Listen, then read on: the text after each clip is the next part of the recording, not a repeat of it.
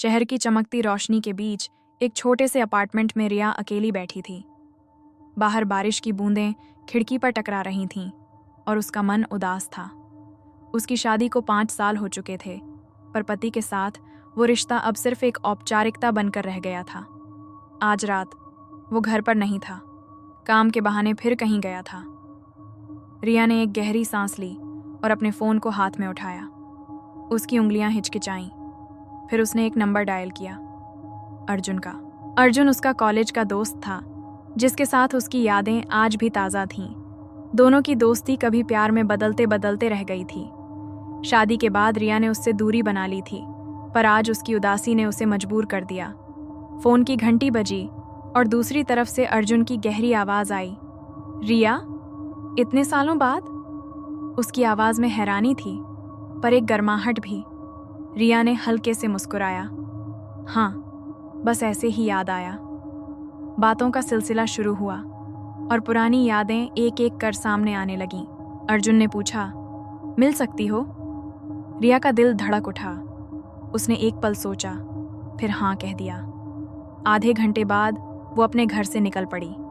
बारिश अब तेज हो चुकी थी और सड़कें सुनसान। अर्जुन ने उसे एक पुराने कैफे में मिलने को कहा था, जहां वे कॉलेज के दिनों में अक्सर जाते थे। रिया वहां पहुंची तो अर्जुन पहले से बैठा था।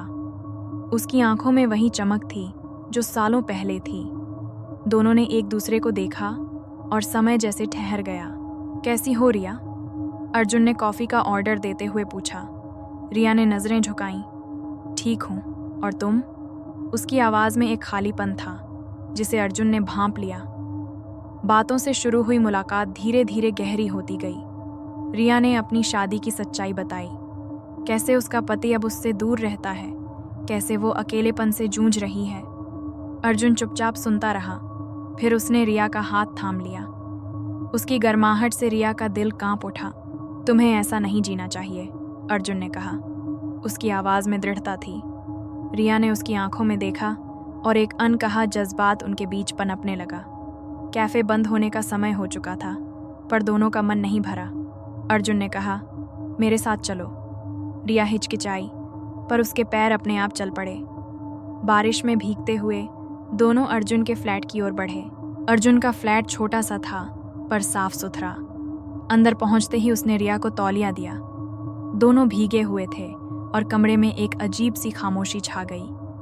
रिया ने अपने गीले बालों को संभाला और अर्जुन ने उसे देखा। उसकी नज़रें रिया के चेहरे पर ठहर गईं। तुम आज भी वैसी ही हो, उसने धीरे से कहा। रिया शर्मा गई, पर कुछ बोली नहीं।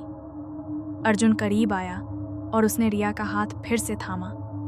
इस बार रिया ने उसे रोका नहीं।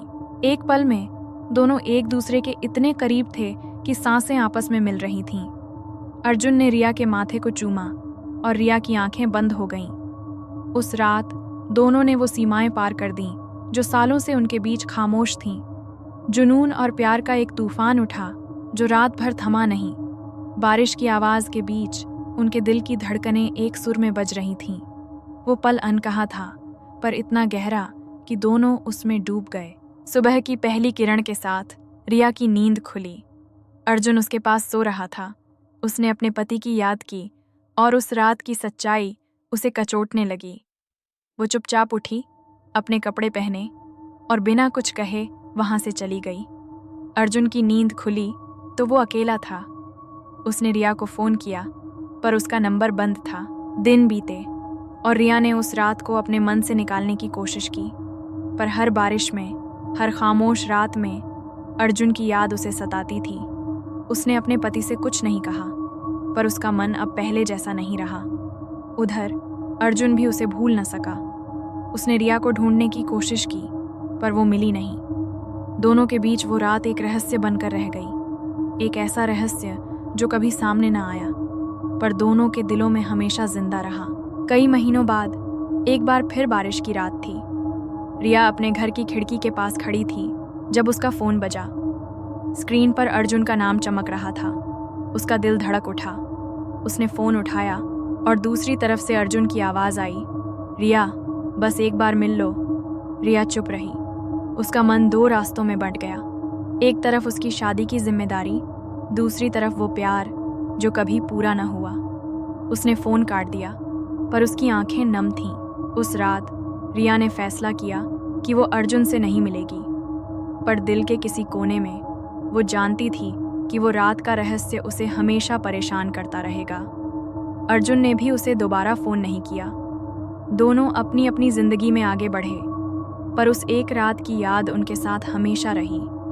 बारिश की बूंदें अब भी खिड़की पर टकराती थीं और रिया सोचती थी, क्या वो रात एक गलती थी या एक अधूरा प्यार जो कभी पूरा न हो सका।